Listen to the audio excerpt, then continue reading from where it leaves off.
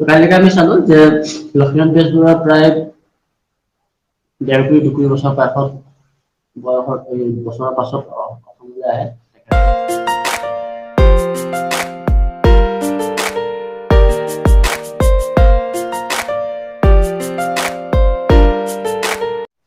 আমি আজি চাম যে এটা পাছৰখিনি কি হ'ল আমি পেজ নম্বৰ 5 লৈ আহোঁ এতিয়া।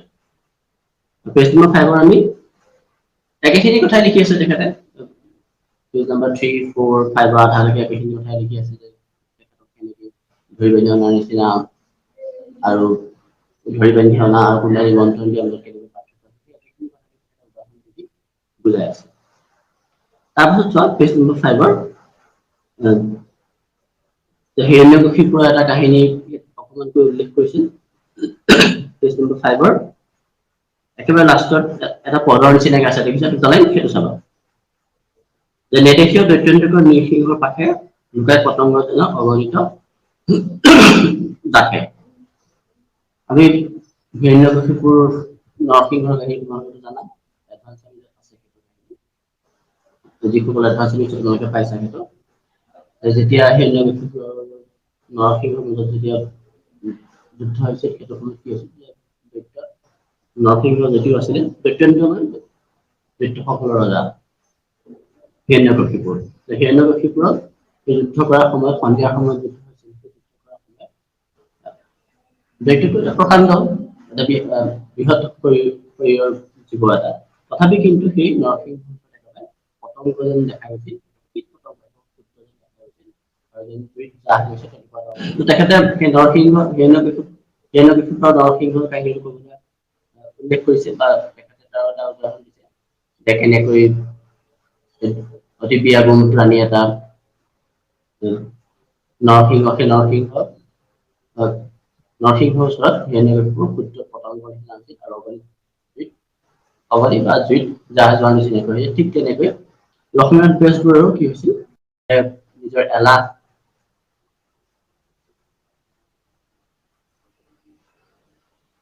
এটা শুনিছানে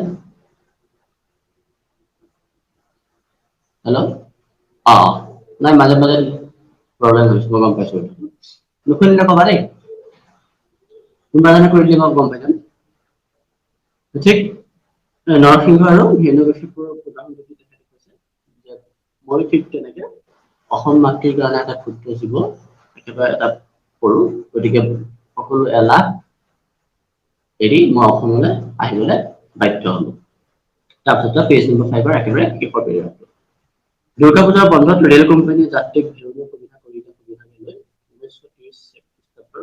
19 ছেপ্টেম্বৰত অসমলৈ বুলি যাত্ৰা কৰি আহি সম্বলপুৰ অৰ্থাৎ তেখেত সম্বলপুৰত আছিল উৰিষ্যাৰ সেই সম্বলপুৰৰ পৰা 1930 চনৰ 30 খ্ৰীষ্টাব্দ 30 চনৰ 19 ছেপ্টেম্বৰ তাৰিখে অসমলৈ বুলি তেখেতে ৰাওনা হয় আৰু লগত কোন কোন আহিল লগত মোৰ সহধৰ্মিনী আৰু সৰুটি কন্যা তেখেতৰ পত্নী আৰু সৰুজনী ছোৱালী তেখেতৰ পত্নীৰ নাম কি লক্ষ্মীনাথ বেজবৰুৱাৰ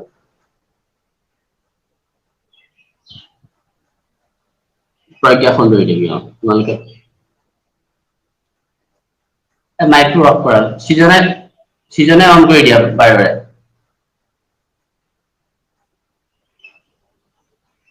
এতিয়া চোৱা মানুহৰ মুখে মুখে প্ৰচলিত একাষাৰ শ্লোক আছে যে পথে নাৰী বিবৰ্জিতা অৰ্থাৎ আছে ইয়াৰ পাছত আছে আমি মই ব্যাখ্যা কৰি নকৰা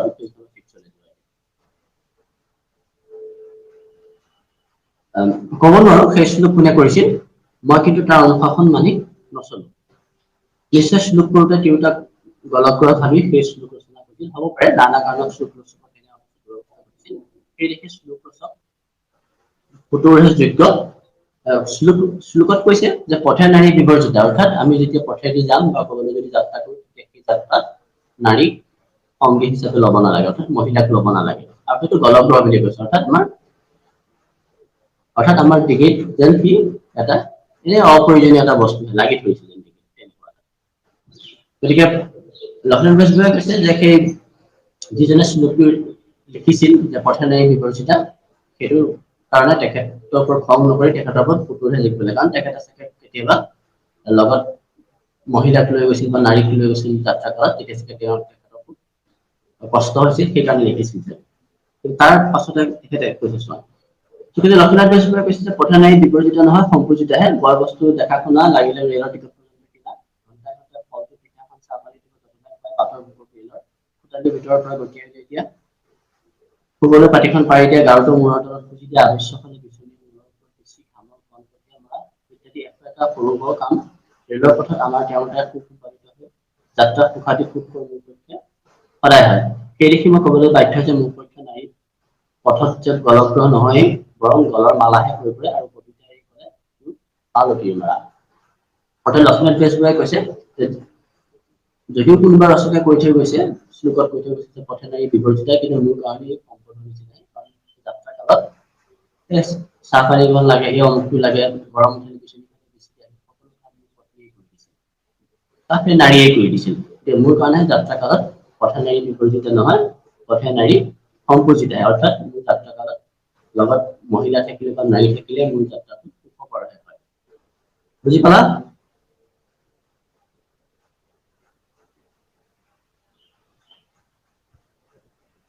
বুজি পাইছা শুনি আছা নহয় কবা মই সুধিলে কবা নহলে গম নাপাম নহয় তোমালোকে সুধিছা তাৰ পাছত পেৰাগ্ৰাফটো চোৱা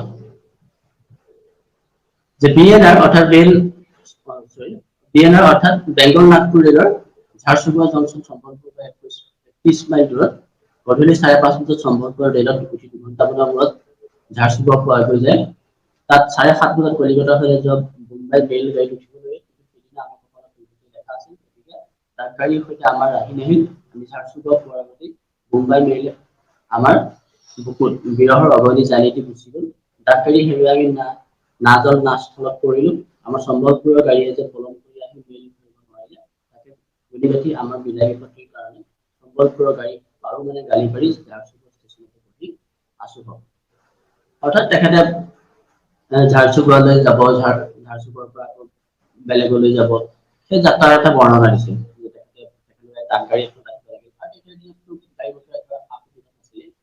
আমাৰ এইবিলাক অঞ্চলতো কেইবছৰমান আগলৈকে গাড়ী মটৰ ইমান সা সুবিধা নাছিল তোমালোকে এতিয়া যেনেকে ৰাস্তাত আহিলে এই গাড়ী পোৱা আনকি আমিও পোৱা নাছিলো আমি যদি বহুত দীঘলীয়া মানুহ নহয় আমিও পঢ়া শুনা কৰি থাকোঁতে কাৰণে মাত্ৰ 2 কিলোমিটাৰ বাছ আছিল মিছ কৰি দিলো আৰু শুনি আছা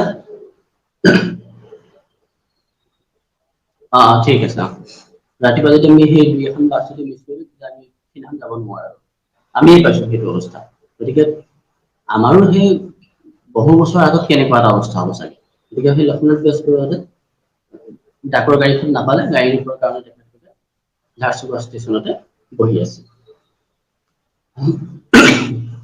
এনেতে কোনোবাই ক'লে যে ৰাতি 2 কি 3 বজাত এখন পেছেঞ্জাৰ গাড়ী ঝাৰচুগুড়াৰ পৰা কলিকতালৈ যায় সেইকাৰণে আমাৰ যোৱা উচিত হ'ব নিৰুপায় হৈ টোপনি ক্ষতি কৰি খাপি সেই ৰাতিয়া গাড়ীখনতে উঠি লওঁ ফলত ৰাতি বাকী দুখৰ আৰু পিছদিনা গোটেইটো দিন এই ঢেকেৰ ঢেকেৰ পেছেঞ্জাৰ গাড়ীতে ঘূৰি ফুৰি 20 তাৰিখে ৰাতি 8মান বজাত কলিকতা পালোগৈ অৰ্থাৎ তেখেতলোকে তাৰপিছত অহাৰ সুবিধাটো গম পাই তেখেতলোকে আহিলে আহি 20 তাৰিখে কৈছে ন কিমান চনত তেওঁলোকে যাত্ৰা আৰম্ভ কৰিছিলে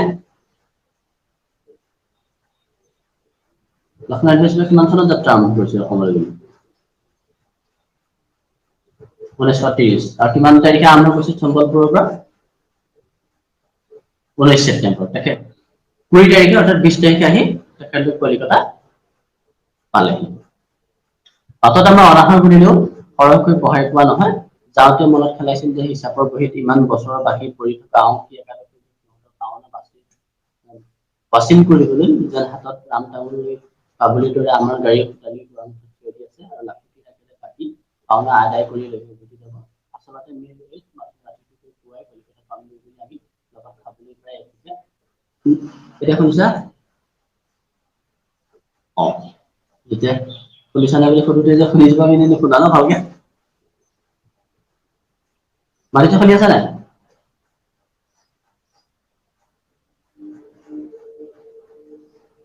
আপুনি শুনি আছা ন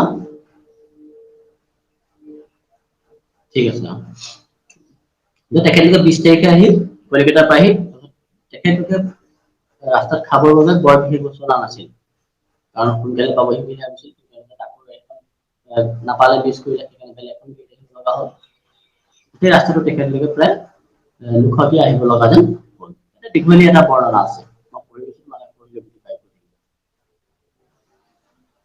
প্ৰায় এইভাবে বুলিছো যে দিনৰ 4 সাঁজকৈ খাই বৰদোকানত পৰা আমাৰ লগত যি আছিল সি নিৰৱ সন্ধি ৰৰ আগৰ পৰা বিষয় নিৰৱ হোৱাৰ দৰে লুপ্ত হৈ গ'ল লক্ষ্মীনাথ বেজবৰুৱাই এইবোৰ অলপ বেলেগ কাইদত লিখে যে তেখেতলোকে দিনত 4 সাঁজকৈ খোৱা বোৱা কৰে আহাৰ খায় গতিকে যেতিয়া ঝাৰ চুবুৰৰ পৰা কলিকতালৈ আহিব লগা হ'ল তেতিয়া অনা নাছিল গতিকে সেই যিকেইটা আনিছিল সেইকেইটা একেবাৰতে খাই দিলে তাৰপিছত আৰু নীৰৱ হ'ল তাৰপিছত আৰু খাবলৈ নাইকিয়া হ'ল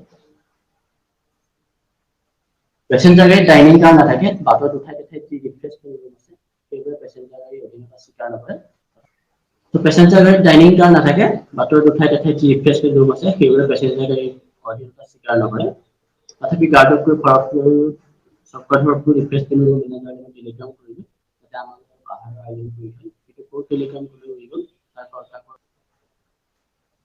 কবিতা শুনিছে এতিয়া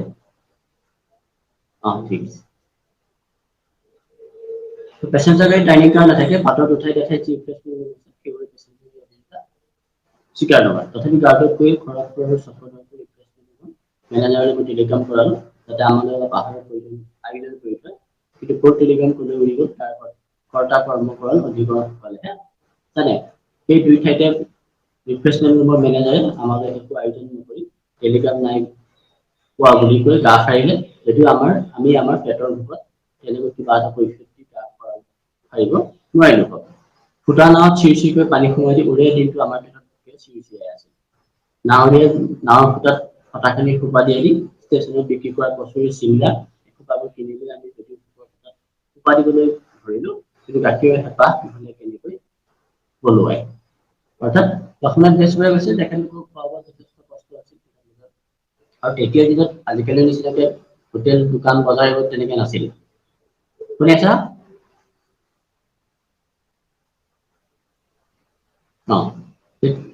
তেতিয়া দিনৰ হোটেল দোকান বজাৰ তেনেকে নাছিল মাজে মাজে ক'ৰবাত ৰিফ্ৰেছমেণ্ট ৰুম আছিল আজিকালি যেনেকে আমাৰ এছটিচি বাছ ষ্টেণ্ডবোৰ আছে নহয় এছটিচি তাত তোমাৰ সকলো সা সুবিধা থাকে ঠিক তেনেকুৱা কিছুমান ৰুম থাকে আৰু সেই ৰুমবোৰত সকলো গাড়ীবোৰ সোমাব নোৱাৰে সকলো গাড়ীকে তেওঁলোকে তাত সোমাবলৈ নিদিয়ে এছটিচি বাছ ষ্টেণ্ড বিলাকতো বেলেগ প্ৰাইভেট গাড়ীবোৰ সোমাব নোৱাৰে এছটিচি গাড়ী বা এছটিচি অধীনত আণ্ডাৰ এছটিচি যিবোৰ গাড়ী সেইবোৰে সোমাব পাৰে ঠিক তেতিয়াও তেনেকৈ আছিল সেই ৰিফ্ৰেছমেণ্ট ৰুমবিলাকত তেওঁলোকে যিখন গাড়ী আহিব যিখন গাড়ীত আহিছে সেইখন গাড়ীত সেই ৰুমবিলাকত সোমাবলৈ নিদিয়ে বা তাৰ যাত্ৰীৰ কাৰণে সেই ৰুমবিলাকৰ সুবিধা নাই তথাপি সেইটো কথা লক্ষ্য জানি আগতে টেলিগ্ৰাম চিঠি দিছিলে আগতে তোমালোকৰ তাত বৰষুণ নেকি নেকি সেইকাৰণে শুনা নাই এতিয়া বাণিজ্য মাতটো ভালকে শুনিছো মই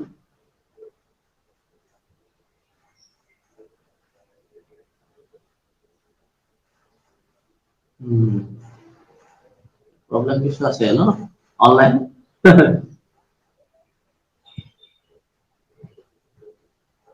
এতিয়া শুনি আছা অবিতা শুনিছা নাই এতিয়া তেওঁলোকে ৰাস্তাত খোৱা বোৱা কষ্ট হৈছিল পেজ নম্বৰ 7 পাবা তেওঁলোকে এনেকৈ ৰিফ্ৰেছমেণ্ট ৰুমবিলাকত খাবলৈ নাপায় তেখেতে আগতে টেলিগ্ৰাম বনাইছিল টেলিগ্ৰামৰ আগতে জনাই দিছিল তেওঁলোক আহি আছিল তথাপি ৰিফ্ৰেছমেণ্ট ৰুমৰ যিসকল মানুহ আছিল তেখেতলোকে টেলিগ্ৰাম নাই পোৱা বুলি কৈ দায় সাৰিছিল দায় সাৰিছিল যদি কি লক্ষ্মীনাথ খুব ভোক লাগিছিল ভোক লগা কাৰণে তেওঁলোকে কি কৰিছিল ৰাস্তাত পোৱা কচুৰি চিঙৰা সেইবিলাকে খায় শুনা নাই ন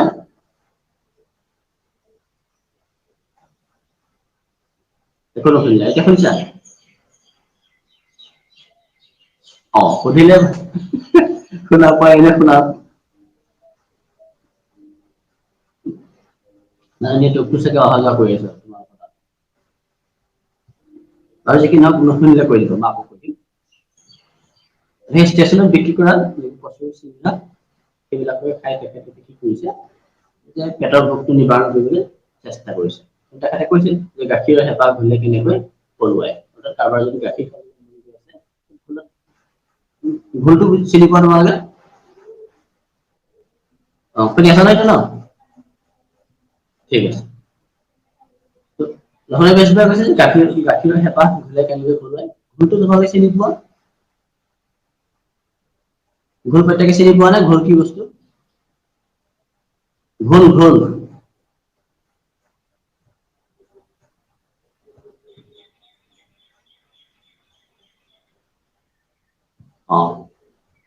কলে বনাই, কল, গাখীৰ, ঘিউ, মৌ এইবিলাকে দি বনাই।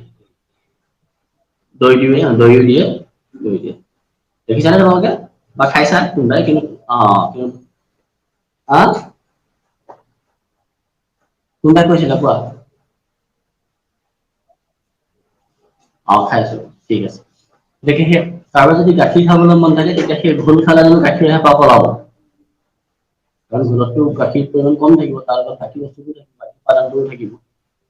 ঠিক তেনেকৈ লক্ষ্মীনাথ বেজবৰুৱাই কৈছে যে যিহেতু ভোক লাগি আছে, দিনত 4 সাঁজকৈ মোক খোৱা মানুহ, কিন্তু এতিয়া ষ্টেচনত মই চিঙৰা, কচুৰি সেইবিলাকে খাব লগা আছে। সেইবিলাকে খাই মই পেটটো ভৰাব পৰা নাই, মই মোৰ ভোক নিবাৰণ কৰিব পৰা নাই। এতিয়া আমি পেজ নাম্বাৰ 8 লৈ।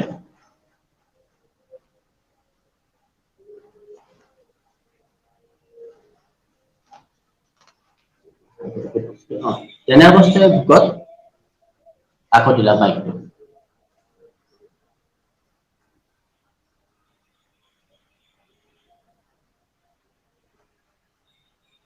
কাটিলা নে মাইক?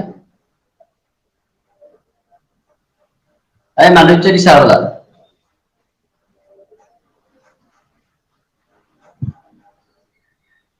মাধুৰ্য দিয়াচোন, আগত কোৱা। চোৱা, তোমাৰ মাতটোৱে ইকো হৈছে।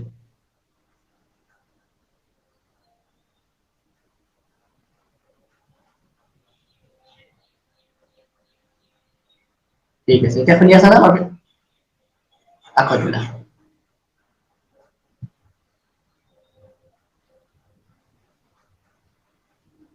বন্দীপ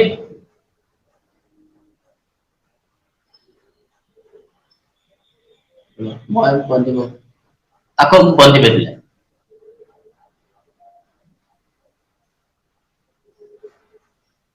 বন্দীপ মাইক অফ কৰা।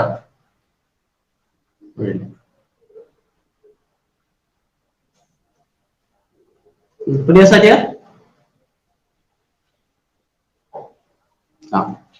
পেজ নাম্বাৰ 8 চোৱা। 7 লাষ্টৰ পৰা। তেনে অৱস্থাই ভোকত দেখাত লাগি গৈ আমি ৰাতি কলকাতাত পালোগৈ।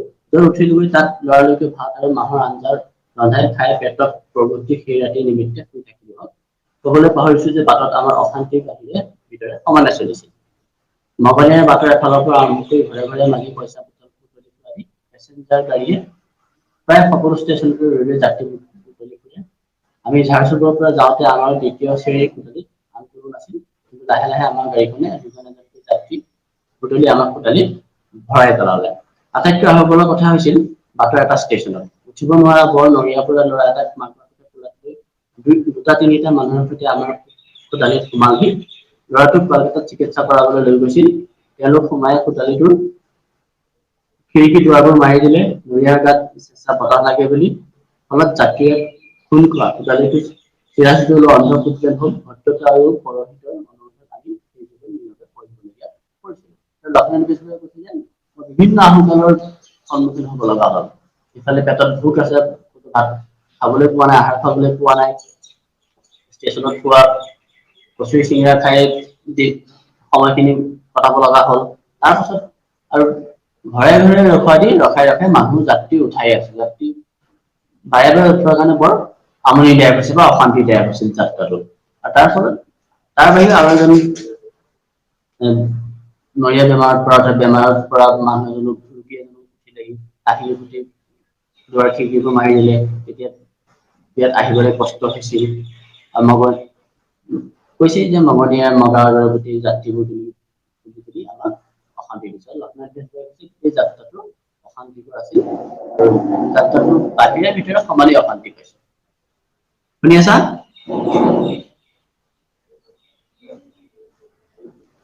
ঠিক আছে, এতিয়া আমি পেজ নম্বৰ 8 ৰে দ্বিতীয় অধ্যায়লৈ যাম। অলপ খৰকে পঢ়িছো, এইখিনি ইমান হেৰি নাই।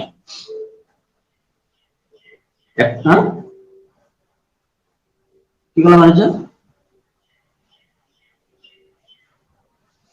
ঠিক আছে, মই য'ত ইম্পৰ্টেণ্ট সেইখিনি মই কৈ যাম, সেইখিনি অলপ ভালকে কৈ যাম। 21 ছেপ্টেম্বৰ তাৰিখে শিয়ালদহ ষ্টেচন এৰি 22 তাৰিখে গুৱাহাটী পালোগৈ। অৰ্থাৎ গুৱাহাটী কিমান তাৰিখে পালেহি? 22 তাৰিখে। গম পালা? এই তাৰিখটো কিন্তু আহে পৰীক্ষাত, গম পালা? যে লক্ষ্মীনাথ বেজবৰুৱা কিমান চনৰ কিমান তাৰিখে আহি গুৱাহাটী পাইছেহি? কিমান চনৰ কিমান তাৰিখে? 22 তাৰিখ। 22 তাৰিখ কোনটো মাহৰ? ছেপ্টেম্বৰৰ 22 তাৰিখে আহি পালেহি। এই প্ৰশ্নটো আহে কেতিয়াবা। ব্ৰহ্মপুত্ৰ পাৰ হোৱা জাহাজখন পাণ্ডুঘাটৰ ওচৰ চাপিলতে আমাক লৈ যাবলৈ অহা মোৰ অতি প্ৰিয় দুজন মানুহৰ মুখত হাঁহি দেখি আমাৰ মুখত হাঁহি বিৰিঙিবলৈ ধৰিলে। হাস্যৱদন দুখনৰ গৰাকী বাজি আৰু জ্ঞান। অৰ্থাৎ লক্ষ্মীনাথ বেজবৰুৱা গুৱাহাটী পালেহি 22 তাৰিখে। সেই লক্ষ্মীনাথ বেজবৰুৱাই আগবঢ়াই নিবৰ বাবে দুজন বিশেষ ব্যক্তি আহিছিল, মাঝি আৰু জ্ঞান। এইটো মনত ৰাখিবা, এইটো প্ৰশ্ন আহে কেতিয়াবা। গম পালা? তেওঁলোক আগেয়ে অহা খবৰ পাই আমাক লৈ যাবলৈ আহিছিল। মাঝি আৰু জ্ঞান এই দুটা গুৱাহাটীৰ দুজন প্ৰখ্যাত লোকৰ নাম। অৱশ্যে সুকীয়াকৈ মোৰ নিমিত্তেহে লক্ষ্মীনাথ বেজবৰুৱাই মাঝি আৰু জ্ঞান বুলি মাতে। আৰু তেখেতলোক গুৱাহাটীৰ বিখ্যাত মানুহ। মই তেওঁলোকৰ সেই নামেৰে মাতি সুখ পাওঁ দেখি তেওঁলোকৰ জনাজাত ডাঙৰ নামে তাত ব্যাঘাত নজন্মে। মাঝিৰ নামটো সুবিখ্যাত চাহ খেতিয়ক সদাগৰ শ্ৰী চন্দ্ৰ কুমাৰ আগৰৱালা। মাঝিও মানে কোন লগালে? মাঝিও কাৰ নাম? চন্দ্ৰ কুমাৰ আগৰৱালা। গম এইটো মনত ৰাখিবা, পৰীক্ষাত আহে কিন্তু। যে মাঝি আৰু জ্ঞান কোন আছিল? মাঝি হ'ল চন্দ্ৰ কুমাৰ আগৰৱালা আৰু জ্ঞান নামটো আৰ্ট ল কলেজৰ প্ৰকৃত principal order mister J Barua. Barrister law, অৰ্থাৎ আৰ্ট ল কলেজ, আইন কলেজৰ প্ৰিন্সিপাল, আইন মহাবিদ্যালয়ৰ প্ৰিন্সিপাল আছিল mister J Barua. J Barua মানে কোন?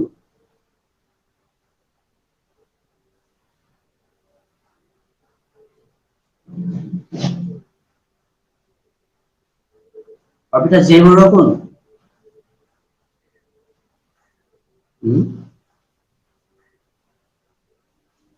মাঝি হ'ল চন্দ্ৰ কুমাৰ আগৰৱালা।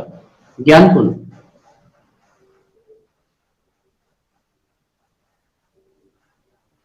জে বৰুৱা।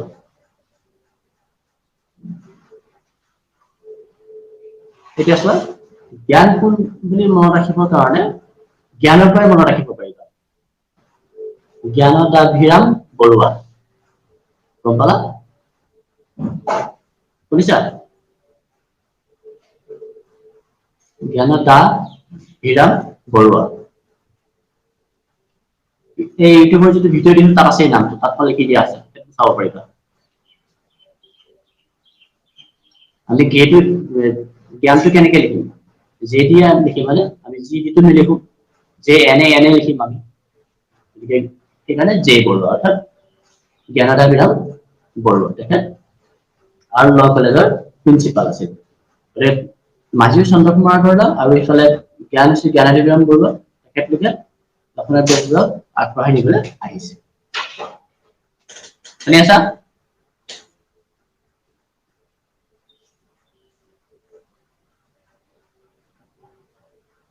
শংকৰজ্যোতি মাইকক কৰা।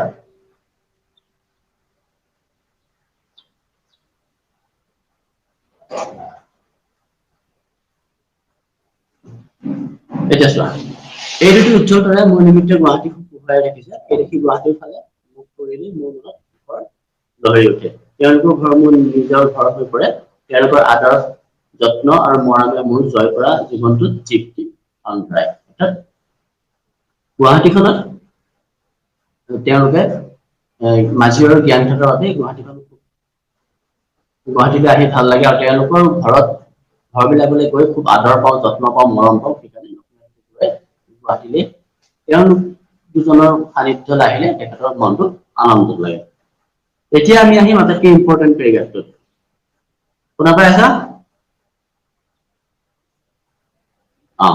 এতিয়া আমি আহিম আটাইতকৈ ইম্পৰ্টেণ্ট পেৰেগ্ৰাফ আৰু অনেক কাৰণত গুৱাহাটীক মোৰ ভাল লাগে তাৰে দুটা দিশ হৈছে এই প্ৰাকৃতিক সৌন্দৰ্য এক নম্বৰতে প্ৰাকৃতিক সৌন্দৰ্য দুই নম্বৰতে ঐতিহাসিক উৎকৰ্ষ তিন নম্বৰতে প্ৰাচীন জ্ঞান গৌৰৱৰ গৰিমা এই প্ৰশ্নটো আহে যে লক্ষ্মীনাথ বেজবৰুৱা গুৱাহাটীক ভাল লগাৰ কাৰণ কি কেতিয়াবা 2 নম্বৰ দি আহে কেতিয়াবা 3 নম্বৰ দি আহে কেতিয়াবা অলপ দীঘল প্ৰশ্ন হিচাপেও আহে গম পালা এইটো মনত ৰাখিবা প্ৰথম কাৰণ কি গুৱাহাটীক ভাল লগাৰ প্ৰাকৃতিক সৌন্দৰ্য তোমালোকে বহুত জেগা গুৱাহাটীলৈ গৈছা গুৱাহাটীলৈ গৈছা নে তোমালোক কোনোবা তোমালোকে যদি গুৱাহাটীখন যেতিয়া চিটিখনৰ ভিতৰত থাকিবা তেতিয়া ইমান অনুভৱ কৰিব নোৱাৰিবা কাৰণ চবফালেতো ঘৰ দুৱাৰ বিল্ডিং এইবিলাকে দোকান বজাৰ এইবিলাকে দেখিবা কিন্তু ভালকৈ যদি মন কৰা দেখিবা গোটেই গুৱাহাটীখন চাৰিওফালে পাহাৰে আৱৰি আছে আৰু পাহাৰৰ মাজত গুৱাহাটীখন আছে গম পালা সেইকাৰণে প্ৰাকৃতিক সৌন্দৰ্য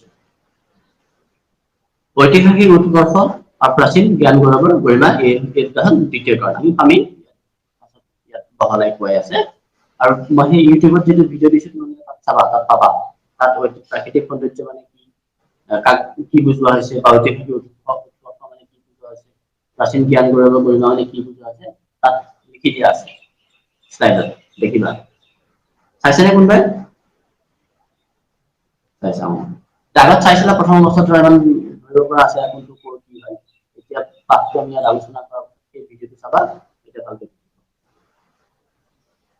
অসমীয়া জীৱন বেদপাত এইবোৰে প্ৰথমতে গুৱাহাটী মুকলি কৰি দেখুৱাই কালৰ পিছত আজি অসম জীৰ্ণ তথাপি গুৱাহাটীৰ বুকুত সেইবোৰ বিলুপ্ত অসম যাত্ৰী বিদেশী অসমীয়া ঢকুৱাৰ বাবে গুৱাহাটীত নেদেখে বৰং যিমানটি চকু দিয়ে সিমানতে দেখিবলৈ পাব ব্ৰহ্মপুত্ৰৰ মাজত উমানন্দ পাৰৰ কামাখ্যা অশ্বক্ৰান্ত হলে এই বিদেশী চকুত জলক লগাব পাৰে অৰ্থাৎ প্ৰাকৃতিক সৌন্দৰ্যৰ কথা কৈছে গুৱাহাটী তীৰ্থজাতি প্ৰাণৰ তীৰ্থস্পৃহা গুৱাহাটী পলুৱাব পৰিশ্ৰমিক প্ৰত্নতাত্ত্বিক প্ৰাচীন জ্ঞানৰ দ্বাৰা গুৱাহাটী মুকলি কৰি মনত বিস্ময় লগাই দিব এই পাছৰ চকুত জলক লগাব সেইখিনিলৈকে আহিলে প্ৰাকৃতিক সৌন্দৰ্যৰ বিষয়ে তাৰপিছত তীৰ্থযাত্ৰী প্ৰাণৰ মাৰিতে কিবা কৈছিলা কোৱা কাৰ মাইকৰ হৈ আছে তোমাৰ নিজৰে তুমি অফ কৰাৰ লগে ঠিক হৈ গৈছে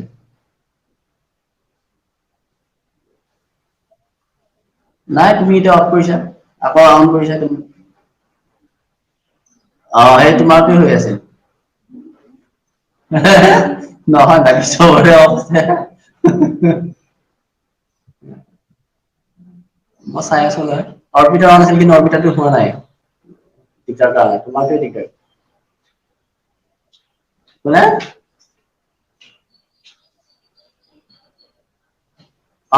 দেখিছো সোনাটো অন আছে এতিয়া ঠিক আছে শুনি আছা নহয় মালিচা শুনি আছা ঠিক আছে ঠিক আছে দিয়া এই তিনিটা হল গুৱাহাটীত ভাল লগাৰ প্ৰধান কাৰণ এই তিনিটা ভালকে চাবা কিন্তু আহেই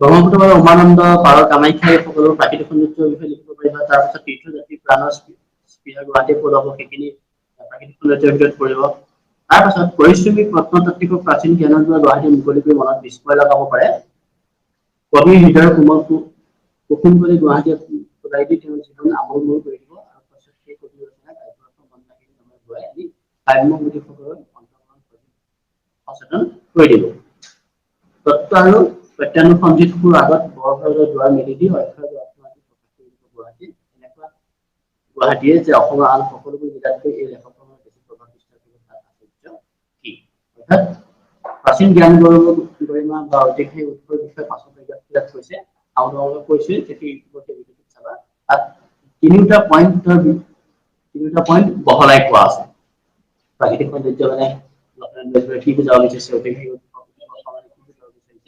আৰু প্ৰাচীন জ্ঞান গৌৰৱৰ গৰিমা মানে কি বুজা হৈছে তাত চাবা তাত লিখি দিয়া আছে আজিলে টাইম চোৱাচোন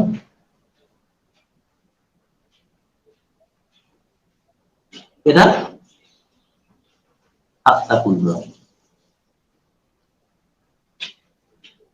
তোমালোকে জানা বাকী সকলে কোৱা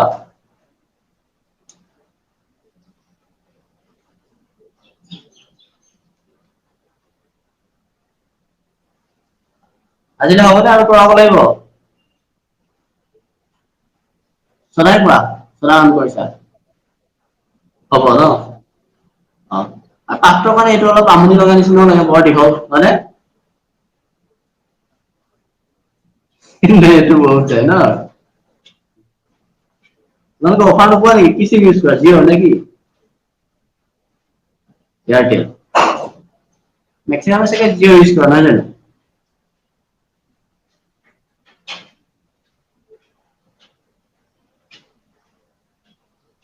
মই দেখোন বহুত অফাৰ পাওঁ ইমান মোৰ ডাটা এভেইলেবল থাকি যায়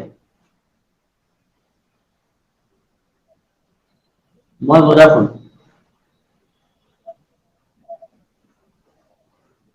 অ ভোডাফোন মানে এতিয়া ভি আই হ'ল আৰু ভোডাফোন আইডিয়া একেলগে হৈ গ'ল ভোডাফোন মানে মই তোমাৰ যিটো পেক ভৰাও সেইটোত ডেইলি 2 GB পায় কিন্তু অফাৰ থাকে আকৌ 2 GB মানে 4 GB পাওঁ ডেইলি এটা চিমত আৰু এটা চিমত পাওঁ 1.5 GB তাৰমানে 5.5 GB হৈ যায় 5.5 ক'ত শেষ কৰিব পাৰিম মই এদিনত হা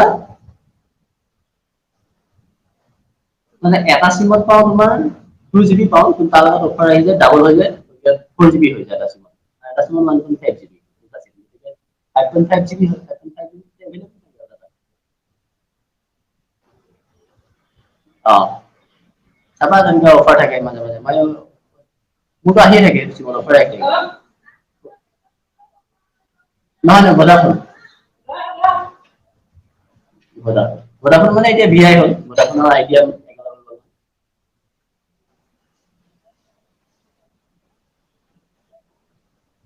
অ ঠিক আছে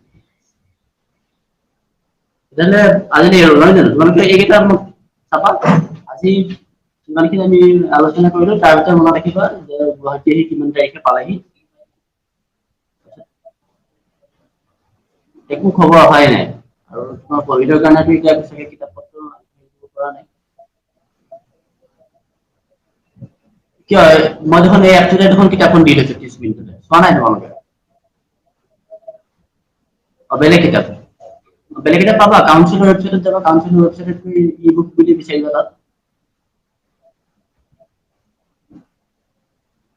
শুনা নাই ৰ'ব কি কৈছা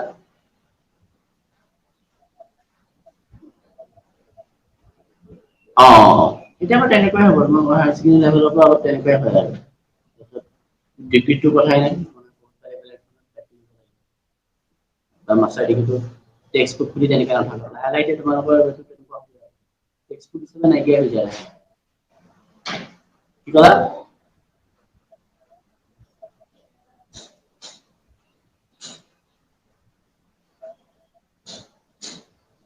অ তোমালোকৰ ছেকেণ্ড ইয়েৰ কাৰণে নালাগে এতিয়া কিনিব নালাগে তোমালোকে নেটত যিখিনি আছে কাউন্সিলৰ ৱেবছাইটত চাবা তাত যিখিনি ই বুক আছে ই বুকখিনি ডাউনলোড কৰি ল'বা তাৰ হেডফোনটো চেৰ চেৰাই আছে মাতিছেও চাগে মই অফ কৰাচোন মই চাওঁ এতিয়া আকৌ অন কৰিলা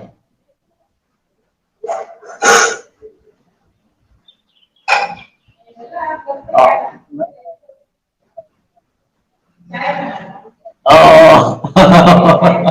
ঠিক ঠিক তোমাৰ নামটো ওলাইছিল কাৰণে মই তোমাকে আকৌ আমি ডাউন কৰিলে চাগে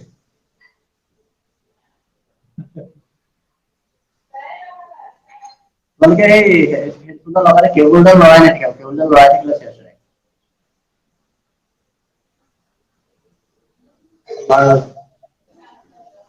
মই নটিচটো দি দিম 30 মিনিটৰ কাইলৈ আৰু পৰহিলে নকৰা নেকি দুদিন সোমবাৰ মানে পাওঁ চাগে নেকি ন কাইলৈ কি বাৰ হ'ল শনিবাৰ কাইলৈ শনিবাৰ কাইলৈ পৰহিলে বাদ দিয়া একেবাৰে আকৌ সোমবাৰে কৰাও অ দুদিন ৰেষ্ট লোৱা ইমানো পঢ়ি লাভ নাই ন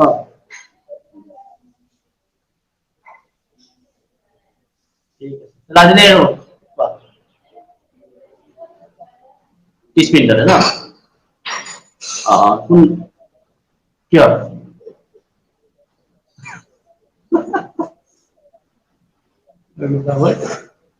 কৰিবা কি ক্লাছত ব্যৱহাৰ নকৰি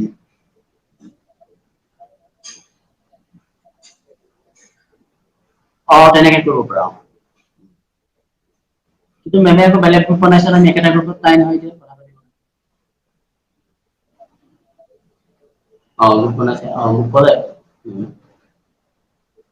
বেলেগ এটা গ্ৰুপ বনাইছে এটা কাম কৰিবা তোমালোকে এটা কাম কৰিবা ইংলিছটো লৈ লোৱা হিন্দীত দেওবাৰটো বাদেই দিয়া বাৰু তোমালোকে ইংৰাজী 3 দিন লৈ লোৱা আৰু অসমীয়া 3 দিন লৈ লোৱা দুদিন মিলাই লোৱা এদিন অসমীয়া এদিন ইংৰাজী ভাল হ'ব আমিতো সদায় কৰা ৰেডি আছো তোমালোকে নেট পেকৰ কাৰণেহে তোমালোকে কনফিউজন কৰিছা তোমালোকৰ কথা ঠিক আছে আজিলৈ আৰু তেতিয়াহ'লে একেবাৰে সোমবাৰে লগ পাম আৰু তোমালোকে 30 মিনিটৰ নটিচ বৰ্ডত চাবা বাকী সকলোক কৈ দিবা মই হোৱাটছএপত দি নাথাকো আৰু গম পালা বাৰে বাৰে মেছেজ দি নাথাকো 30 মিনিটৰ নটিচতে দি দিম আৰু বাকী সকলোবোৰ মনে আছা টক্সিনা আহিছা নেকি টক্সিনা মেধি চনা দক্ষিণা চুপ চাপ দক্ষিণা শুনি আছে নে নাই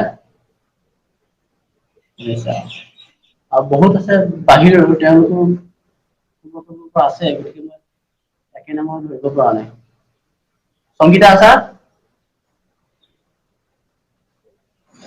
ঠিক আছে আৰু কোন আছা ৰশ্মি ৰশ্মি শুনি আছে না আদিত্যই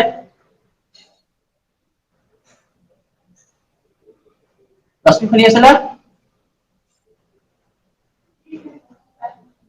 ৰশ্মি মাতটো শুনা নাই কিন্তু গম পাইছো তাই কিবা এটা কৰিছে আদিত্যই শুনি আছে না আৰু প্ৰকাশ মনিষা প্ৰিন্স গগৈ প্ৰিন্স শুনি আছে না প্ৰিন্স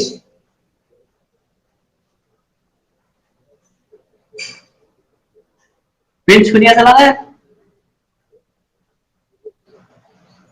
প্ৰিন্স শুনি আছিলা ন প্ৰিন্সে বুজি পাইছানে পাইছা তুমি অকমান দিগদাৰ পাবা কাৰণ আমাৰ যিখিনি ষ্টুডেণ্টে ক্লাছ কৰি থাকে তেওঁলোকে গম পায় কোনটো তুমি বেলেগৰ তোমাৰ যোৰহাট ন যোৰহাটৰ গতিকে তুমি অকমান অসুবিধা পাবা দুদিনমান এডজাষ্ট কৰিব লাগিব গম পাইছা কাৰণ মই কোৱা কথাবোৰ সৰু হ'ব পাৰে শ্ল' হ'ব পাৰে তুমি ক'বা মাজে মাজে দিগদাৰ পালে মই যদি বেছি স্পীড কওঁ তুমি ক'বা ছাৰ বেছি স্পীড আছে বা যদি বেছি লাহে লাহে কওঁ ছাৰ বেছি লাহে লাহে কৈছে আমাৰ ষ্টুডেণ্ট বিলাকে তেওঁলোক এডজাষ্ট হৈ গৈছে তেওঁলোকে গম পায় আৰু গম পাইছা প্ৰিন্স ঠিক আছে প্ৰব্লেম পালে ক'বা আৰু চাট বক্সত মেছেজ দিব পাৰিবা কিবা প্ৰব্লেম পালে অপেনলি সুধিব পাৰিবা ঠিক আছে তেতিয়াহ'লে আজি তোমালোকে আৰু ন ঠিক আছে বাই বাই দিয়া বাই